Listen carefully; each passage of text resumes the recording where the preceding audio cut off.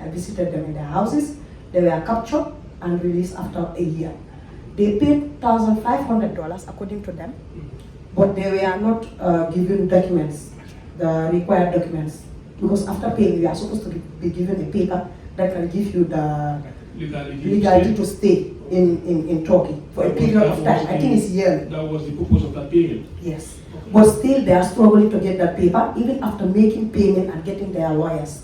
So I wanted to know, as a Minister of Foreign Affairs, I'm sure you are in touch with the embassy.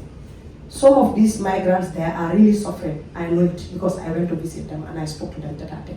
So for you to get in touch with the embassy more often, for them to visit these migrant centers, I mean detention centers, because they told me they visited 4 since 2023. What is your ministry and the embassy doing to see that at least in a year you can visit 5 or 6 of these detention centers to get to know some of the challenges these people are facing? If they call, they are not able to get across to the embassy, and when they want to visit the embassy, it might be difficult because they are under detention. So what are you and the embassy in Turkey doing to get in touch with these migrants there, to know their situation, their welfare, and everything that has to do with them? Thank you. Thank you.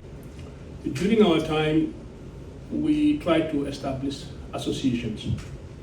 One was association for the students, and then another association for the community.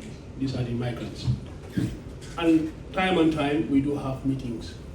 We have very good engagement with our communities in Turkey. When I was there, we tried to create also a data. We know where every Gambian, resides in any of the regions and also in the cities as well. It was a very good, system that we put in place. Recently, when we had these issues regarding our migrants, that a good number of them are now in detention camps, we also engaged with our missions. And then when I was going to West Coast also, we had, according to the records they gave, about 100 Gambians in various detention centers. And we also have the names of all those Gambians who are there. Immediately, we had to communicate with the Turkish authorities.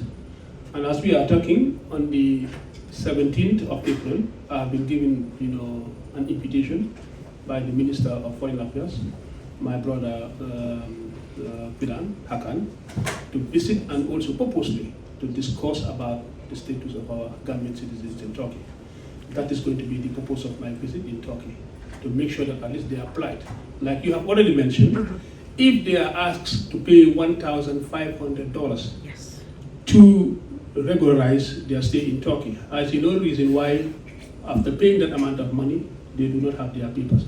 If that is the purpose of the payment, I don't know. But then my visit to Turkey probably would unveil and talk, other things. But purposely is to engage Turkey to make sure that at least our citizens in Turkey do have the necessary documentation to be able to live happily and also to work freely in the Republic of Turkey. Thank you. Thank you.